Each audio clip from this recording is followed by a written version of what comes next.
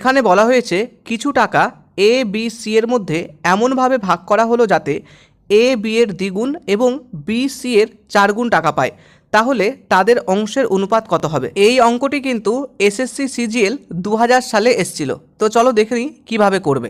এখানে A B সিকে আলাদা করে লিখে নেব। তারপরে অঙ্ক অনুযায়ী বলা হয়েছে এ বি এর দ্বিগুণ, অর্থাৎ বি যদি 1 হয় তাহলে এ দ্বিগুণ টাকা পাবে।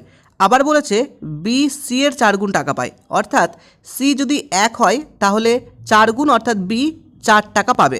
এইবার উপরে দেখো সি এবং নিচে এর পাশে ফাঁকা জায়গা রয়েছে। নিয়ম রয়েছে বাম পাশে বা ডান পাশে যে সংখ্যাটি থাকবে সেই সংখ্যাটি বসিয়ে দিতে হবে। অর্থাৎ সি এর বাম পাশে 1 এবং এর ডান পাশে 4, এই সংখ্যাগুলো লিখে নেব। এবার ওপর নিচে নর্মালি গুণ করে দেব। তাহলে ওপর নিচে গুণ করলে যা পাবো 8, 4 এবং 1, অর্থাৎ 8:4:1 হচ্ছে আনসার। অর্থাৎ অপশন সি এখানে